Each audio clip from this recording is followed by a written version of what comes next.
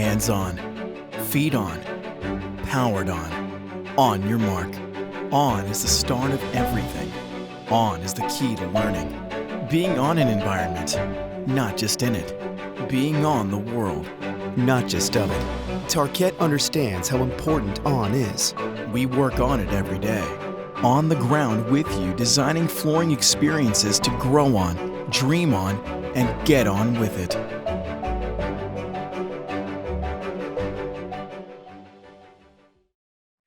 Thank you all for joining us for this presentation on student engagement. Today we're going to talk about listening to students and strategies for successful engagement in the design process. We're also going to touch a little bit on beyond the design process because it's really important to understand that we're not just talking about helping students find their voice, but it's really about understanding that they already have a voice and we need to start listening. So today our learning objectives are on the screen. This was also in the program information, so it's available for you as a resource, and we're very excited to share some topics with you. Our presentation is going to go through an introduction of our team, who we are, the roles that we have, and why we're sharing this content.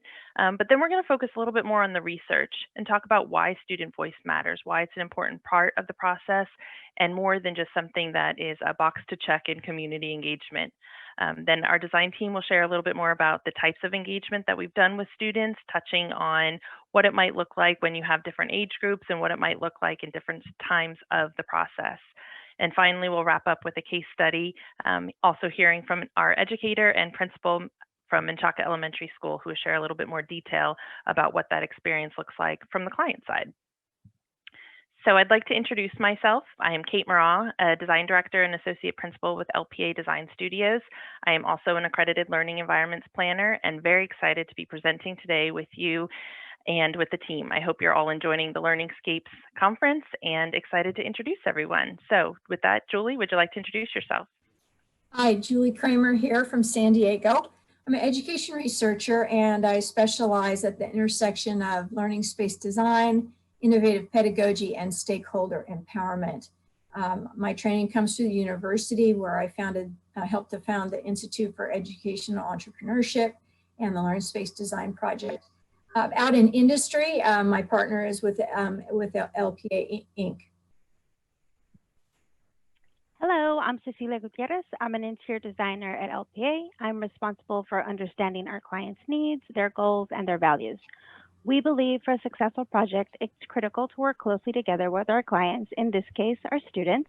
Hopefully, you'll be able to see and understand our process a little more in the following presentation. Hi, I'm Maria Jankowitz, interior designer with LPA in our San Antonio, Texas office, and I'm excited to share types of student engagement with you today. And hello, my name is Eliza Loyola. I'm the principal of Menchaca Elementary in Austin, Texas, and I'm extremely excited to share some pictures and some experiences that we went through in designing a modernized campus for our students here in Austin. Thank you, Eliza. So without further ado, I'd like to get us started and talking about our presentation and the content today. We're going to start with the research, as I mentioned, and why the student voice matters. So with that, I'd like to advance to our next slide and hand it over to Julie to talk about the research behind designing with the children. Okay, thank you, Kate. So when I was faced with looking at this presentation, of course, I started with the big why. Why are we engaging students in the design of the learning process? What's the point? I mean, it's possible, it's really popular to talk about ensuring the student voice in the process, but really why? I mean, is there something more than just the feeling that it's the right thing to do? So as a researcher, our first go-to move is to look at what others have said on the topic. So I did conduct a brief literature review regarding students and participatory design. And you can see on the slide some of the buckets of information that sort of emerged in the way I organized my review. It was around, of course, the built environment. It was about identity formation. So our relationship to ourselves as developing humans, and also participatory design. And of course, because we're talking about student voice. So in the end, I looked at 28 articles. Some were research, mostly case studies. Some included practical frameworks or sort of a practice view. Some were more philosophical, just addressing the need of environments that are designed with the student in mind. At the end of my section on this slide deck, you'll find a list of the articles for your reference. So next slide, please. So looking at the participatory design literature, I mean, whether you call it participatory or generative, or perhaps more critically, you call it emancipatory, 4 themes really emerged. Why do we want to include the students? Well, first, it's because it's their right to be part of the process. Second, students have unique developmental needs. They are not less than fully formed adults. Rather, they're young humans with their own experience. In one research article by Konings and McKinney, they talk about being asked to contribute increases a student's sense of ownership and belonging. Third, students are geospatial beings. I mean, their young brains are uniquely interacting with the built environment. And when we take that into consideration, our design solutions really support them better socio-emotionally, cognitively, and we've even seen academically. Let's talk a little bit more about the idea that the children have the human right to have their voice heard. Alison Clark, in her work in Talking and Listening, says authentic individuals in their own right are functioning within a democratic community. From a human rights standpoint, if you've taken a look at the United Nations Convention on Child Rights, they talk about the rights of the child. They explain that children are all their rights and the responsibility of governments. Their rights are connected. They are equally important, and they cannot be taken away from the child. So, you know, they have about 35 rights. 2 I've highlighted here. Children have the right to give their opinions freely on issues that affect them. Children have the right to share freely with others what they learn, what they think and feel by talking, drawing, writing, or in any other way. Next slide, please. So students also, again, have this unique developmental need that can be supported by the built environment. In one research study, Neda Bassi talks about the adolescent identity formation, and he wrote that school environments are responsible for the crucial, responsive to the crucial developmental tasks during adolescence. We want to engage students to better understand those crucial developmental tasks, not by ages and stages, but rather by an area of focus and a set of needs. So this is an interesting model that if you haven't seen before, it's called the Clover model. It's out of the Program in Education After School and Resiliency Institute, the PAIR Institute at Harvard with Gil Noem. And what he talks about is that idea that a student goes through their development in these domains. And you have all 4 of these domains happening at the same time. But in one area, as you grow, you might be focusing on one area. So for example, if you're a middle school student, you might be focusing on sort of the developmental understanding and competencies around belonging. That doesn't mean you're still not accessing the learning around assertiveness or the accessing the learning around active engagement. But when we are looking at the built environment, what researchers like Cynthia Uline and her colleagues talk about is that the identity of the occupant is related to and in alignment with the personality of the space, that students' attitudes are about their school are reflected in their attitudes about the physical environment. So what we're talking about here is asking that question, where is that fit between the developmental needs of the students and the design space? Next slide, please. So the last part I'll talk about here is that concept of starting with the learner as a geospatial being is what I call kind of a miracle of sensory structure and chemicals. You know, every day when the students go into their environment, they're busily processing both consciously and unconsciously the world around them. They're looking at their built environment for cues for approach and avoidance. And so our job is really to design environments that are neurospaces that take into account. If we have students that are going into a space and they're in an avoidance mode, then they're using that lower reactive brain. If they're in a space where they're feeling comfortable and safe and it's familiar, then they're able to get into that more reflective and cognitive brain. So these are some of the things we want to talk about when we think about the space, that understanding that it really does lack, it really can have cues for personal and cultural relevance. So again, that's another way a student might be going into the environment and feeling that it's not a safe space if they're not seeing things familiar from their own community, or things that are appropriate for where they are developmentally. And this speaks to this idea of, well, do students really understand the built environment? Do they really have input to give us? And the research showed that yes, students even as young as nursery school, even our very youngest ones, 2, 3, 4-year-olds, Alison Clark's work was with kindergartners. And she was able to show that students have a lot to say just about the use of space and also about their feelings and values around the space. And they can even talk about their place fears. So they can really tell you, you know, this space doesn't feel good to me. This is a space where something that wasn't positive happened. You know, they very much are young humans that you can ask and get very valuable input from. Next slide, please. So here are just some of the key takeaways from the literature scan. And again, they all centered on the concept that children are valued members of an intellectual community. I'm going to highlight just a few. And I think you're going to see this in my colleagues who are going to present next, that these are a lot of the things that were taken into account in the design of spaces that LPA did with Menchaca and other school sites. First of all, it's that idea of playing to the strengths of the experts. And by that, I mean the children. And there are hundreds of ways to do this, and you'll see examples of that in the next few minutes. If you're familiar with Loris Malaguzzi, who is the founder of the Reggio Emilia approach, he talks about in his poem, The 100 Languages of Children. And if you've ever seen a YouTube video on that, I suggest you Google it. Sarah McRoberts has a very lovely one. And it talks about that children have that infinite potential to discover, learn, and communicate in 100 different ways, in 100 languages.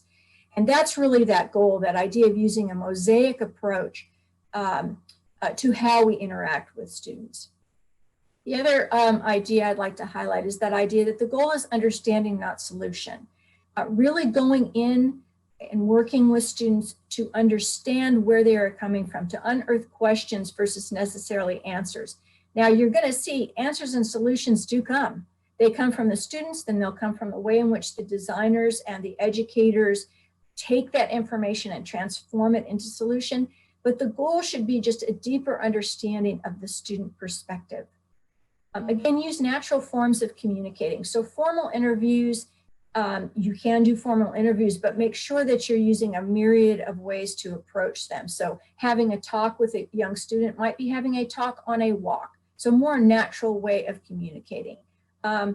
Written literacy skills can be an issue. People have more or less confidence in that way. So being sure to use verbal and nonverbal ways of gaining your input in addition to the written literacy skills. Also allow for complexity and curiosity. Students are very curious, and if what you're doing is not complex enough, they will become bored, like young humans and older humans do. So remember, there is sort of that right level of complexity that you can use with them. If possible, actually go to the environment you're talking about, if that is possible. Students are able to communicate when they have that environment around them. It triggers different inputs and sensations, what we're talking about in the brain. And so it's easier for them to visualize and feel what they're talking about if they're actually there. So if that's possible, try to go towards that. As a cautionary tale, remember, adults can sometimes be reticent. The research showed and talked about that, reticent about using the student voice. Sometimes that is because they haven't had their voice heard yet as well. And so make sure that in your input approach that you make sure there's a balance to that. Trust will grow if adults feel they've been heard, and try to avoid the concept of getting student voices, either box ticking. The research talked about that as pseudo consultations, something of course we want to turn away from.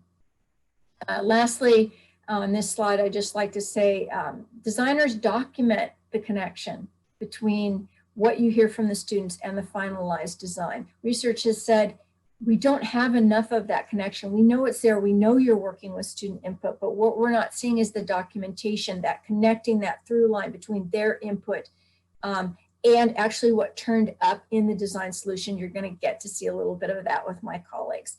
Next slide, please. Okay, so this is this here then is my, I believe my last slide. And these are the mediating tools that I saw in the research review. So a lot of the articles did reference the use of visual methods, usually drawing or photography, They talked about either photography and images that were presented to students or actually using cameras with students.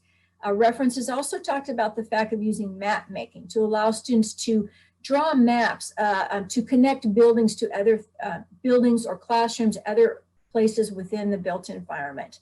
And then one group of researchers talked about the use of visual information tools. So a tool of an architect, which is building information modeling software, or your virtual reality goggles. Whatever design tools you're working with, share those with the students. I mean, this is an opportunity for you to show students your passion in your work, and you might be inspiring a future interiors designer, future landscaper, future contractor, you don't know. So be sure to use this opportunity to showcase your process and passion for the young people in your world. Next slide. And this lastly, again, just for your edification, and we'll be sending out a PDF of this PowerPoint, is the reference documents for you to look at a later date. So thank you very much. Thank you, Julie. So with all of that in mind, we're going to move into talking about types of engagement. And of course, there are many different ways to engage students, but we're really going to focus in on 3 of those today, which are students influencing design, designing with the student in mind, and really how students can take ownership of their space. So the first one we're going to talk about is students influencing design. One way we can do that is by providing a written survey for the students. So this particular example was really wanting to know what students love about their current school and what they want to see in their new school. So for the survey, really keeping in mind that we want to ask questions that are getting the students thinking outside of the box and really understanding what it is that they love.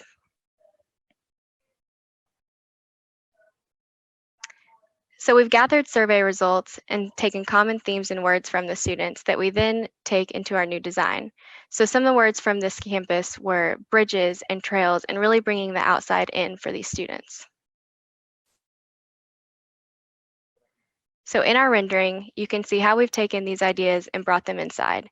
We see bridges and trails throughout the flooring, transparency to bring the outside in, and then even ceiling features that really represent a forest theme.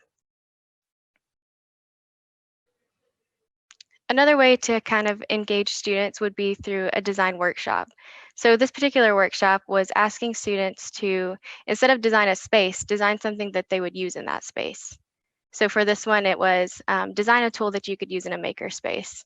So this group was 4th and 5th graders, and they designed some really cool stuff. An Alexa bot, which is a robot that not only answers your questions, but also cleans up your mess. I think we could all use an Alexa bot. Another favorite is Earl, who is essentially just a helping hand for kids. They recognize that they can't use all the tools that they may need, and they might need an adult or a Swiss Army robot to help them out. So really what this told us is that this makerspace is going to be messy, for one, so we need Alexa to help clean it up. They need accessible tools and resources for them to use, and that they also need teachers' assistance and a place to watch teachers use tools and help them in their exercises.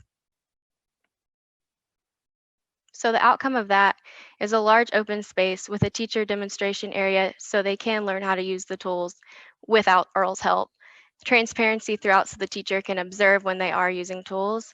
Power rails for accessibility, and then just a large open space that's flexible and could be combined into one large space.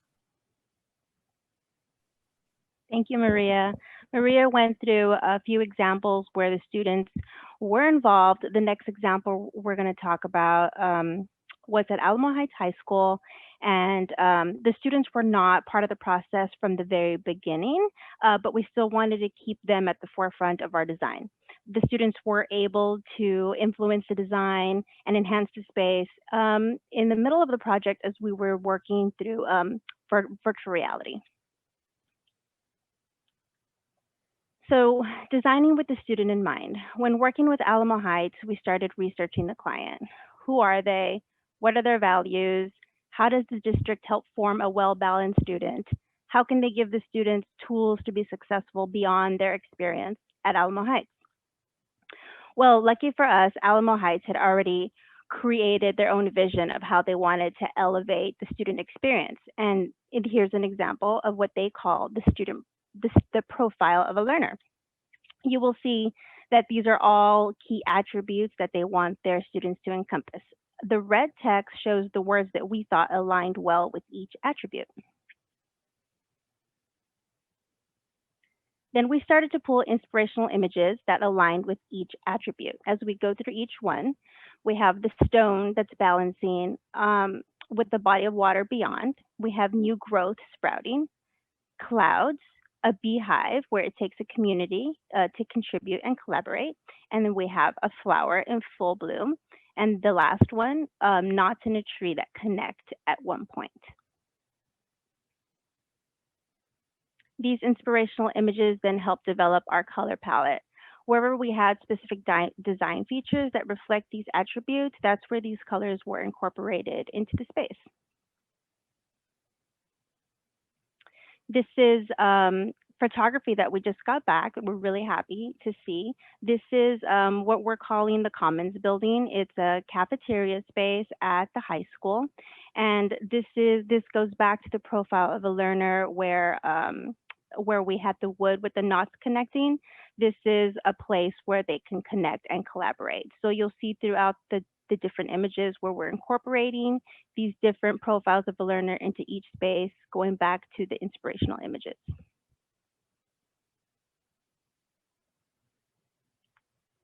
Here we have two images. One is a digital open studio where kids can come in and plug in their laptops. And we also have the art gallery with their design space and all in those little cubbies right there. But you'll see what we have here. We're showing this bright orange pop.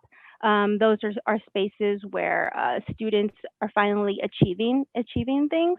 So wherever we have a certain color, a certain piece of fabric, or a finish goes back to those attributes and those inspirational images as well.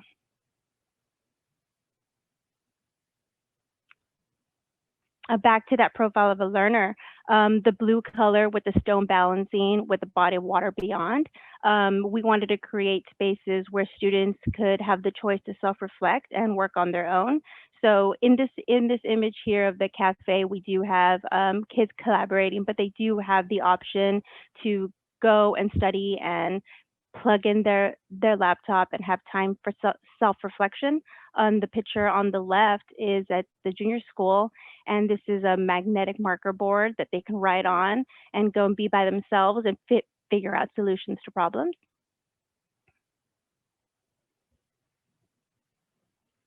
This image, these images here are of the junior school as well, and these are places where the students are collaborating and connecting as well. So it goes back to that profile of a learner where we have the wood connecting. So you'll see those same attributes throughout all the buildings at Alamo Heights.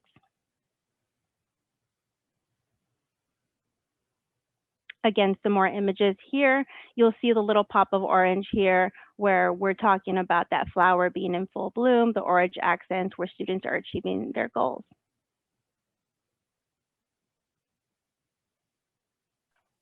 And thank you, Ceci.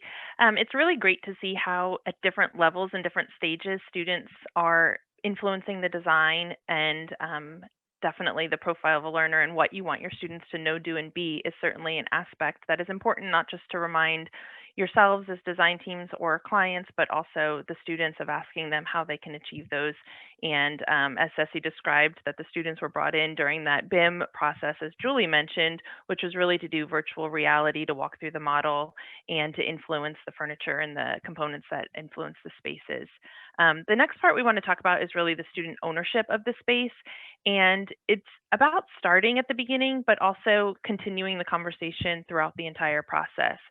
Oftentimes I hear individuals speak about student influencing design or a student workshop or a charrette, and it can sometimes seem like that pseudo consultation that Julie mentioned, where it's checking off a box of, okay, we've got the student voice at the table, and you move on. But if you deeply engage the students, throughout the duration of the project, the outcome and the experience and really the agency that they have of their space becomes that much more authentic and that much more inspiring. So what we want to touch on is a few ways that we've engaged students throughout the project by using a case study with Eliza to talk a bit more about students' engagement through the process from pre-design through design workshops, through construction, and of course in occupancy of how they've definitely used that space. So the first was similar to the example that Maria explained with Cassis Elementary School. Here in the same district in Austin ISD, at Menchaca Elementary School came first, and that was really to do the student reflection survey. This was actually a worksheet that was provided to the students when they came into the library to talk about designing the library that they would have for their future modernized environment. But before we talked to them about actually designing their library, the questions that we were asking them was more about how they learn, where they learn, and why they enjoy learning in that space. And then we also wanted to know a little bit more about who they were as unique individuals. So the last question there that we asked them was, what superpower skill do you wish that you had? Because we believe that those students have that within themselves. And it was really important to kind of first for them, before they got engaged in the design aspect of the library, to center themselves in why I love learning and what I want to be and know and do. So Eliza, from your perspective, can you talk a little bit about what that experience was like, what the students maybe knew coming into it, and how that influenced sort of collaborating with the students in this process? Yes, first, I actually want to highlight a couple of things that were already mentioned and how incredibly grateful I am as an elementary school principal to hear what Julie says and Maria and Cecilia, and to be able to share our case study with all of you and to be able to say, it is possible to have young students involved in all of those parts of the process. And the impact when you have students involved in all of those parts of the process, from pre-design through construction to now being in our building, just really increases that ownership of that space and responsibility of the space. So I know that's probably going to be at the end, but I'm just very excited to share all of these pieces with you.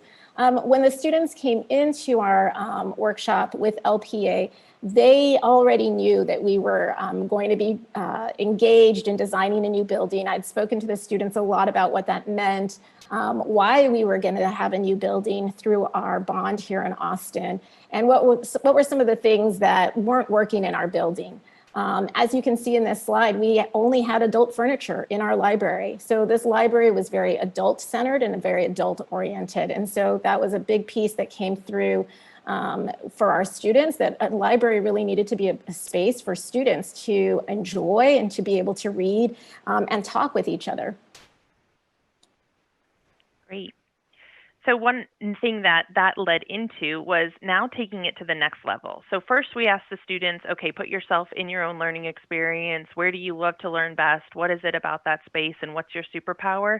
And then what we asked them to do was go to a table that was at the back of the library and find the spaces that support you as an individual. Remember what you wrote on your worksheet, remember what you wrote on your survey, and find those spaces that represent the identity that you want to have and where you can have that best suited. So as individuals, they went and grabbed those 2 to 4 photographs and brought them back to their group table. And at that point, we now shifted their mindset and said, okay, you found your own sort of identity and your own learning space, but now you have to work together. And these were, I think, 4th and 5th graders working together to then collaborate on, well, I want to be by the window. Well, I want a dark, cozy space. Well, I need a large table to kind of spread out. Well, I just want to have, my iPad and sit in a corner on a beanbag.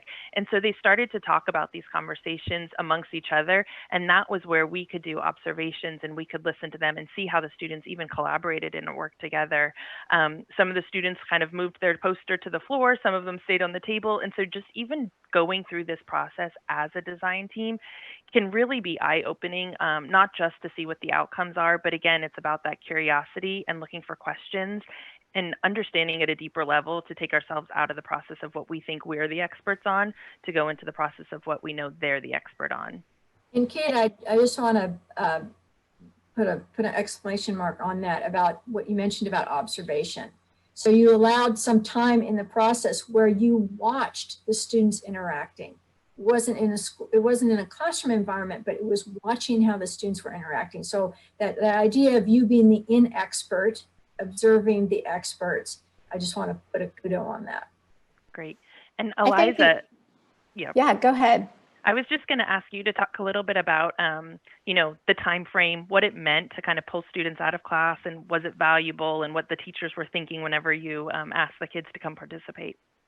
Well, from the beginning, because we were a design build project with LPA and we had such a strong relationship about really what were the needs of the campus and the community, to pull students out of class to do these workshops was very welcomed by our faculty and staff. I think one of the things I want to highlight in this slide is that our students, all of our students, have such a strong aesthetic. They also really have a visceral response to images that they see, whether something works or doesn't work. And Kate mentioned it, when space doesn't work for kids, they're gonna work around that. And so when you don't have a space that's conducive for collaboration, they're just gonna take all those posters and do the work on the floor. And so we did this library workshop, and we also did an outdoor learning space workshop with our students. And they were back to back, but incredibly engaging. And we were able to bring 40 students from 4th grade, and I think an additional 30 or 40 students from 5th grade, and after school, and engage with them, with the architects and the designers, to really talk about what they were looking for in their spaces. And really, it was the idea of what kind of experience did they want to have in those spaces? What did they want to be able to do in those spaces? And then LPA translating that into design for us. And I'll just note too, as we kind of look through these presentations, it may seem like a large investment of time. We talked about, observations, but these sessions were a day at this campus. This was about, spending that pre-development time to prepare the ideas, come to the site, work with the students and the teachers, and this project, and I think we've talked about this presentation and other projects and kind of spoken about it because of the design build nature, but it went from programming to the agency with a 6-month design process. So it was not time as a constraint that limited our engagement levels and our stakeholder authorship or the student feedback. That was a really important aspect, regardless of the overall schedule. It was a time moment that influenced the design and also allowed our adults in the room to hear the student voice, to see what the students wanted, and to understand that they were the experts. So now not only was it helping convince or influence our design strategies, but it also helped build consensus among the adults in the room. And I think one of the things you mentioned about time frame is really important, because for us, the bond in Austin passed in November. We hired LPA in February and broke ground on our campus in September. And so all of that real dialogue with our community at large and with our students did happen in a very short period of time. And there was always a real clear intention and understanding from LPA that this building was for our children. This building was designed for kids, and that is seen throughout the space here. The other piece that I wanted to highlight about that is that because it was a design build, our construction team, Joris, also became part of that process. And so as we are in these meetings with our students, they're listening also and listening to what's important to our students. And so there is a real investment, not only from your architect, but from your builder as well, about what they are doing for your community at large. And that's a great segue to even the next stage of the process. So once we were through some of that design and then you start to move into construction, talk about how the students, Eliza, were really engaged throughout that entire construction process, starting with here, the groundbreaking. So, at groundbreaking, we had student speakers. We had the entire 720 students at our groundbreaking ceremony. We had them all organized. We sang our school song outside. And we actually had multiple stations and areas where kids participated in the groundbreaking, and we had a countdown. And so it was really this idea of, what is this space for? Who is this designed for? And that this is really their school. It's not my school. It's not the adults' campus. It's really their campus. And that has extended to this day. Throughout the process, our students had it was every 2 to 3 weeks, updates from our builder. Our builder would come and present at morning assembly. They would share drone footage. They would share pictures and updates. And we made sure that our students not only saw the people who were working on the site, but the women who were also working on the site, project managers who work on the program, who are working on our building, would come and speak to our students as well. It goes back to that idea that Julie was talking about, you know, who are you inspiring through this process, and you never know. LPA and Joris really became partners for us during this time, and 2-year relationship that we've had with them, really engaging with our community. When we had our carnival, LPA did a art with architects, and we had ice cream sundaes, so children got to really just kind of hang out and experience being with architects, and what does that mean? And then we did a Burgers with Builders activity where Joris hosted makerspace construction building in their portable here on site with burgers, and to watch your project managers getting on the floor and taping boxes together with 6-year-old kids was really fantastic. And then as we approached move-in, we were at occupancy before we moved in. We wanted to make sure kids really understood the space. And so we did a lot of picture walks with the kids. We showed them a lot of pictures of the space because it's so fundamentally different from the other campus that we had. And then we walked them through their campus and what these spaces were and what they're called, because there were so many new spaces in having a collaboration space and small group rooms and what those are used for, so that when they finally were able to move in, they really had a frame of reference for all of the space that they would have access to. That's awesome. And I think there's so much, you know, to go towards sort of this idea of curiosity and the complexity and just what that looks like for the students. And one thing I didn't necessarily note earlier, but it's important to sort of have this multi-tiered aspect, and Julie touched on this with that sort of the collage and the mural of components. And if we had just done the imagery with the student exercise in this case study, they wouldn't have been able to explore their own ideas. So it was a combination of that reflection moment, the imagery of what else might fit that, but then what else do I need and what can I draw to create that? So just like Earl was created in that makerspace example that Maria shared, these sketches that the students created, although they weren't solutions at that time and we were just looking for, you know, the questions, not the answers, they certainly stuck with us clearly and became part of that inspiration. So even as you look at the top sketch here, and you see the little tree house that they have on the right side of that upper image, that certainly influenced the library design unknowingly. I think I was looking back at these hand sketches that the students did and then looking at the photography of the project and going, oh my gosh, we actually did make the library a tree house. It floats between the 2 learning villages and there's space underneath it where there's a shaded little learning outdoor classroom.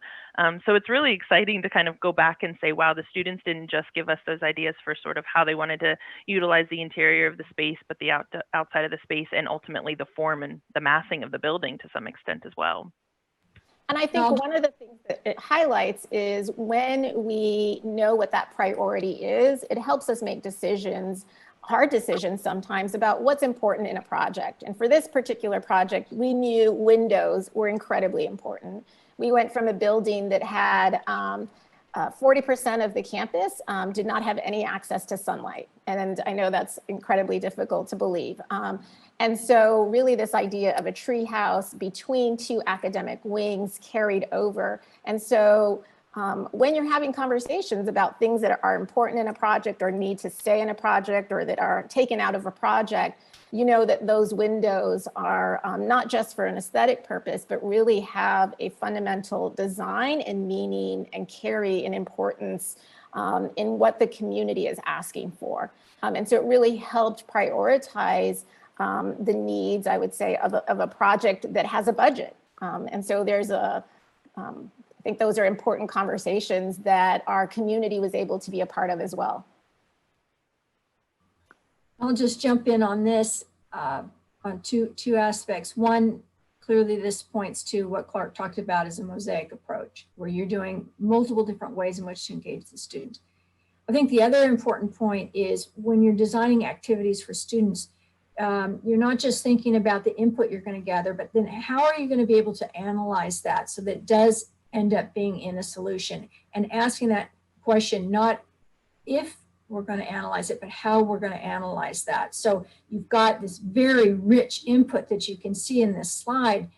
What was it that the designers did that took that information, analyzed it, saw those themes that emerged, and then eventually translated that into a solution? And you see it in this picture, but you're going to see it in some other thing coming up. Thank you, Julie. And then there's that bottom image, and Eliza spoke to the importance of windows, and you can even tell just by the different colors of the markers that were used. Those were different students' voices coming through those sketches. I know that one of the things that you had mentioned came out of the literature, Julie, was really providing just enough structure. So that was really intentional in these conversations with students, because it was about saying, when you're sketching, use the image on the board if it meets the requirements that you all needed, but if there's not an image that supports it, draw it. So we were giving them just enough structure, but not limiting their creativity. And when I look at that one sketch at the bottom that shows sort of the windows positioned along, in some ways, different heights and different scales, it, uncannily reminds me of the elevation of the inside of that circulation in the library and just what the outcome of that bridge in that treehouse space became. And I think, interestingly enough, the kids were not part of the adult conversations about light and light exposure and the fact that their interior classrooms didn't have windows. But they, as Julie mentioned, they really know that at an inherent level. And so for them, that became something that was important, that they were able to articulate that in a drawing. I think is, in looking back, as you mentioned, Kate, it seems is frankly quite phenomenal. And then to see it articulated in the way that a library is designed, that the windows that flank both sides of our library and connect our two academic wings became really the center point of not just our library, but our campus and our community, because there were a lot of discussions about what is a library, what does the library mean for Menchaca, and what do we want it to mean for our community as well. Great. And as we zoomed in a little bit deeper, there was a third layer to this student workshop that we did. So again, it started with the reflection survey that they filled out as a worksheet. It went into the image collection and then ultimately drawing their sketches. But then we also wanted them to understand each other. And since they were working in teams, but we had many teams in the library with us at that moment, what we decided to do was have everyone kind of get up and give each of the students a collection of sort of a strip of 5 or 10 green dots. And they did a gallery walk. So this was a chance for them, after the students, each team had presented their poster and why it was important to their team and what the design of the library looked like. They laid their posters out on those tables, and then every one of the students walked around and silently did a gallery walk where they were able to add their voice to their peers' work. And so that's what you see on the bottom image there, where there's a collection of green dots sort of circulating that one image, and it does say a big pillow palace, and then there's other notes in pencil that are written there that you can't really read here, but that talk about underneath the windows.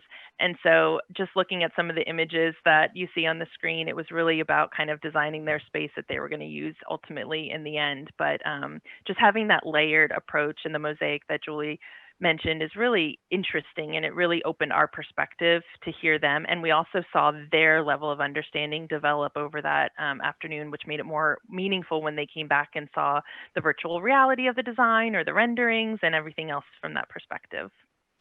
I mean, Kate, who doesn't want a pillow palace? And so, you bring up this idea of what really resonated for them. And so where those decision points lie. And it really impacted because we were a design build project and our builder was part of all of these conversations.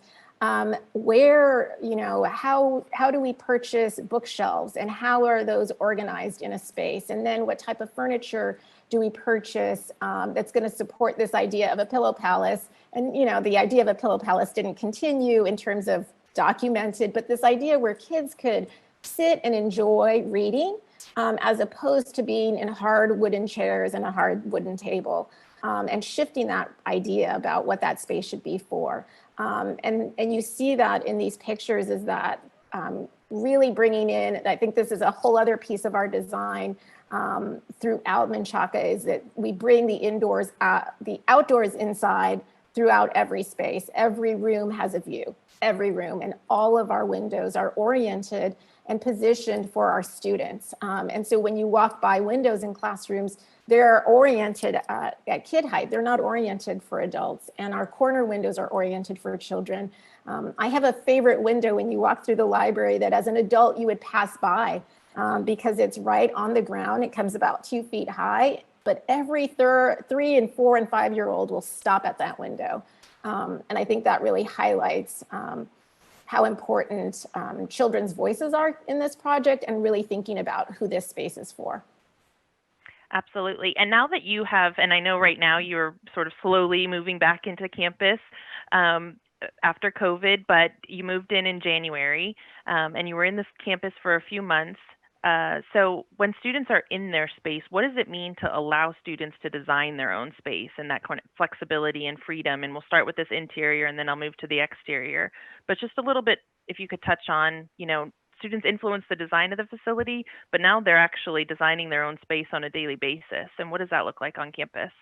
Well, I think one of the pieces that I want to make sure to highlight is that the leadership of a campus and frankly, the leadership of a district really has to translate also to your faculty and staff about giving and giving your children that space to really own, right? And so that once we are in the building, children are going to move furniture, that is what we envisioned and what that looks like, and that it's sometimes going to get messy. And that when we were in the building for 2.5 months, our kids were envisioning ways to use space that we had not. And when they tell us that, we have to be okay with that. And I think that has been really exciting to see. I could see kids rearranging furniture and positioning furniture in corners or orienting themselves when they needed to work quietly and really giving them the freedom and space to be able to do that. I think that's an incredibly important aspect that, yes, you have children's voices in this project, but once they move in, now you actually need to hand over the space to them to be able to do that. When you do that though, and you've given kids such a voice in that process, they own that space. They have such a sense of responsibility and such a sense of ownership and care that it is incredible to watch, that they will reposition furniture the way that they found it because they know that that's what they should do, or that if a student who is new to our campus doesn't treat something in the way that they think it should be, they say, that's not how we do it with this in our new space. And so it's really powerful that you then, that our students are the ones who really orient and bring in other students into our community, and that it's not the adults having to train students about how to use that space. And so it becomes recursive in that way. So it's been an incredibly exciting process. And that has really spread to the outdoor environment. Eliza shared some of these images with me not too long ago. And it's just really exciting to see the students building their own spaces and how, because of the student design charrette, we focused on the library charrette today, but like Eliza mentioned, there was an outdoor learning environment workshop that the students also engaged in where they designed their own outdoor learning space as well. And so it just kind of shows you how you guys are using that to this stage and even in today in our current kind of situation and climate. And I want to highlight a couple of things that are happening in these pictures. When we did the design charrette for outdoor learning spaces, kids wanted some sort of bridge. They wanted to be able to walk over something. And so this is actually it's multi-purpose in that this is a dry creek bed for water runoff when it rains. And then so there is this idea that you bridge over onto the field from our playscape area. And then you have access to our classrooms also from the back of the building. Because we are on a site that has an incredible resource of trees as well, we were able to orient both of our academic wings around all of the trees on our site. And actually the tree logs that you see come from the few trees, just a couple that had to come down for construction. And our head custodian cut them up and chopped them up in pieces that kids could manage and negotiate and build with. And that's been wonderful to see in these last couple of weeks, how kids have taken on that space. They'll build little areas, they'll have campouts outside. They've been playing The Floor is Lava. They'll orient all of the pieces. And then actually the flexibility of knowing what I build today is actually not going to be there tomorrow. That another class is going to come out right after me and maybe use and take down what I just built and build something else. I've been able to watch kids sort of go through that process and say, okay, that's okay. I know somebody else is going to use these materials in a different way. And that's been very exciting. That's great. And I even recall when we did that outdoor learning workshop, one of the student groups had designed a fountain for the teachers to sit by. And it was so interesting because you think, okay, well, how are we going to get this water feature right? No. What was happening was the students, when we started to ask more questions about why they designed it, ultimately what they said was so that they're busy, so that the teachers are occupied and not necessarily like kind of telling us what to do, but that they can see us, but that they're relaxed and busy and that they're happy. So the awareness that a child has at that young age to influence the design, and we do have wonderful shaded outdoor areas for teachers to sit and relax, to also enjoy the outdoor environment. But the students were aware of that too. So they weren't just designing slides and bridges, and I think there was an in-ground trampoline in one of them as well. So it's really exciting to see how they're using the spaces. I want to wrap a little bit here and just kind of remind everyone of some of the things that came out of the literature that Julie had started to share with, and that the examples that Cecilia and Maria and certainly Eliza have spoke to throughout this process. And that's really on how you design with the students, in addition to understanding kind of how to design with students in mind. It's really about understanding what that looks like and understanding what their creativity and curiosity can inspire. So you're not necessarily looking for the solution or the one size that fits all, but really creating that mosaic of a conversation to look for how you unearth their questions and dig a little deeper into why they're asking for certain things, or why some images stood out, or why they sketched something one way versus another way. And then utilize that not just to inform your own design process, but to inform the community about decisions that were made, to inform teachers and educators and adults, kind of that reticence that they may have that they come with, or a sense of a control. The student voice is really important. And when you see that follow all the way through the design process, the outcomes can be really rewarding and really exciting. So with that, we wanted to thank you all for watching our presentation today. We hope that you're enjoying the LearningSCAPES conference. And if you have any questions, please reach out to us and we'd be more than happy to engage with you and share any resources about design workshops with students and how to empower their voice throughout the process. And when we can start giving tours, we'll start giving tours again. That's perfect. Thank you guys so much. We really appreciate it.